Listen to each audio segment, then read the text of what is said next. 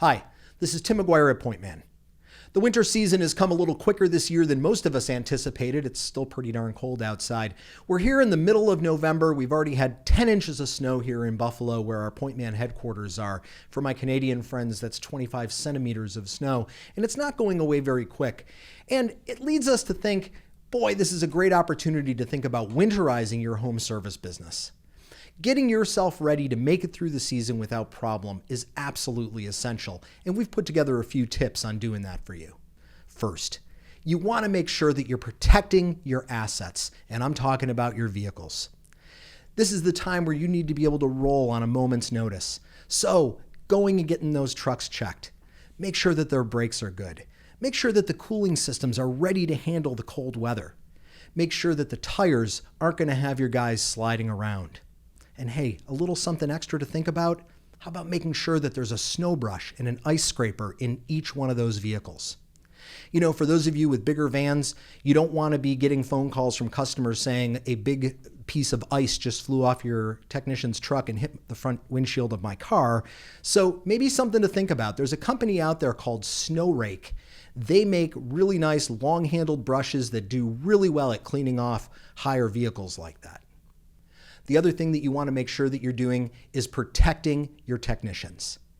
Now, we all think about in the summer months, making sure that our guys are comfortable when it's really hot and they're up in an attic. But what about those guys that are going to be outside now in chilling temperatures and they're working out in that cold? Take a few minutes. Make sure that your team has the proper clothing, that they're layering their clothes, that they have coats. Nice, hey, doesn't hurt to have a nice branded Carhartt jacket or something of that sort for your guys. Make sure that they've got hats and gloves especially. We're going to be doing a little bit of some testing with some different types of gloves and find which ones work best, so watch for that in the future.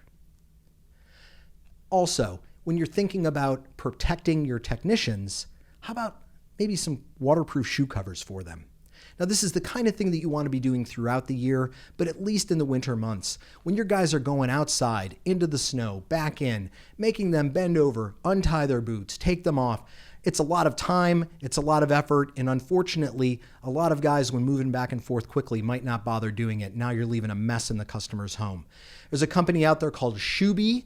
I've been a friend of theirs for my entire career in the home service industry. They make great products, slip-on shoe covers that let your guys go in and out of the house without leaving a mess. So a really great opportunity there. Another tip is to become a helper. And this can happen in a couple of different ways.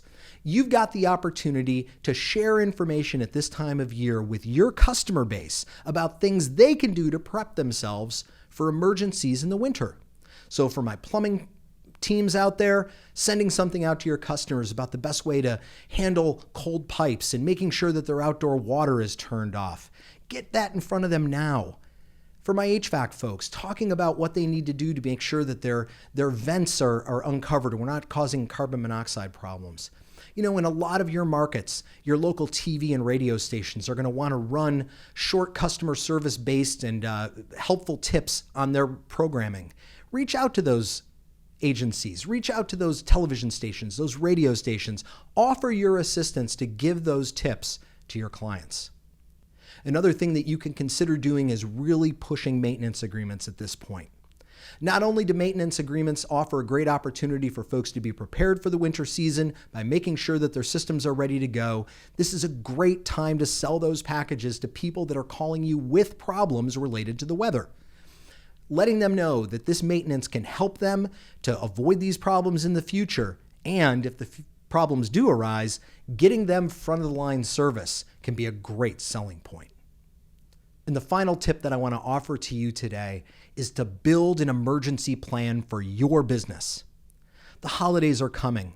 And you know, weather, emergencies, product emergencies, equipment emergencies, they don't honor holiday schedules.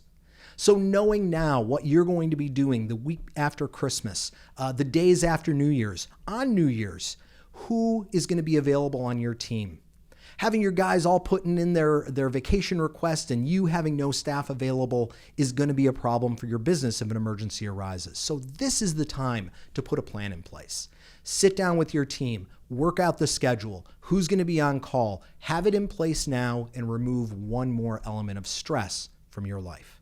That's just a few tips that we thought might be helpful for you in winterizing your business. Are there things that you do? Let us know in the comments down below. If you found this video helpful, like it, subscribe to our YouTube channel, and in the description down below, you'll find a link to sign up to be notified when new content is put out. Thanks.